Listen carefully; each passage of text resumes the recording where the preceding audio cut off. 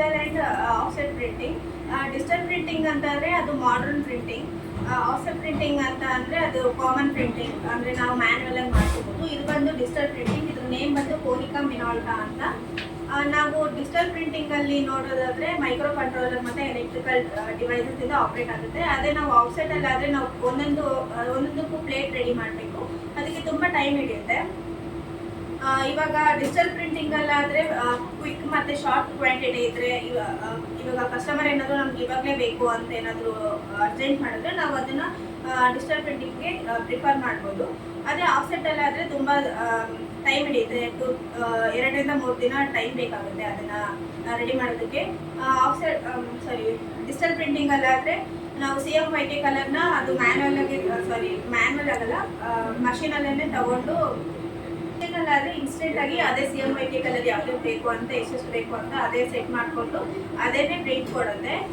ಮತ್ತು ಇನ್ನೊಂದು ಏನಂತ ಅಂದರೆ ಡಿಜಿಟಲ್ ಪ್ರಿಂಟಿಂಗಲ್ಲಿ ನಾವು ಫ್ರಂಟ್ ಟು ಬ್ಯಾಕನ್ನು ನಾವೇ ಹಾಕಬೇಕಾಗಿಲ್ಲ. ಅದು ಫ್ರಂಟ್ ಒಂದ್ಸಲ ಪ್ರಿಂಟ್ ಆದಮೇಲೆ ಆಟೋಮೆಟಿಕ್ಕಾಗಿ ಬ್ಯಾಕು ಪ್ರಿಂಟ್ ಆಗುತ್ತೆ. ಅದೇ ಆಫ್ಸೆಟಲ್ಲಾದರೆ ಆ ಥರ ಆಗಲ್ಲ. ಒಂದ್ಸಲ ಫ್ರಂಟ್ ಪ್ರಿಂಟ್ ಆಗಿ ಬಂದಾದಮೇಲೆ ಬ್ಯಾಕ್ನ ನಾವು ಮತ್ತೆ ಉಲ್ಟಾ ಇಡಬೇಕಾಗುತ್ತೆ ಪ್ರಿಂಟ್ ಆಗಿ ಬರೋದಕ್ಕೆ. ಆಫ್ಸೆಟಲ್ಲಾದರೆ ನಾವು ಒಂದೊಂದು ಕಲರ್ಗೂ ಒಂದೊಂದು ಸಲ ಪ್ಲೇಟ್ ಚೇಂಜ್ ಮಾಡಬೇಕಾಗುತ್ತೆ. 4 ಕಲರ್ ಆಫ್ಸೆಟ್ ಪ್ರಿಂಟಿಂಗ್ ಇತ್ತು ಅಂತಂದರೆ ಪರವಾಗಿಲ್ಲ, ಒಂದೇ ಸಲ ಪ್ರಿಂಟ್ ಆಗಿ ಬರುತ್ತೆ.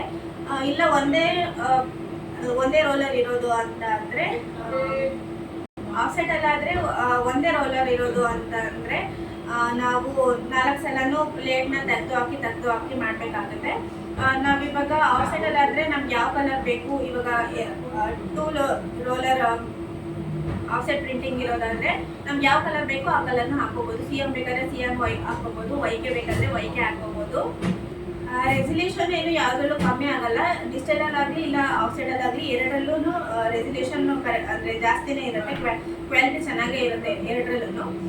ಈಗ ಡಿಜಿಟಲ್ ಪ್ರಿಂಟಿಂಗ್ ಅಂದರೆ ಕ್ವಿಕ್ ಮತ್ತು ಶಾರ್ಟ್ ಇದ್ದಾಗ ಶಾರ್ಟ್ ಕ್ವಾಂಟಿಟಿನ ಚೂಸ್ ಮಾಡ್ಬೋದು.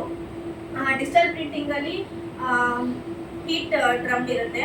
ಏನಕ್ಕೆ ಅಂದರೆ ಪ್ರಿಂಟ್ ಆಗಿರೋದು ಡ್ರೈ ಆಗಿಬಿಟ್ಟು ಆಚೆ ಬರೋದಕ್ಕೆ. ಅದೇ ಆಫ್ಸೆಟಲ್ಲಾದರೆ ಹೀಟ್ ಡ್ರಮ್ ಅಂತ ಯಾವುದು ಇರೋದಿಲ್ಲ, ಅದಕ್ಕೆ ಪೌಡರ್ ಇರುತ್ತೆ. ಆ ಪೌಡರಿಂದ ಅದು ಡ್ರೈ ಆಗಿಬಿಟ್ಟು ಈಚೆ ಬರುತ್ತೆ.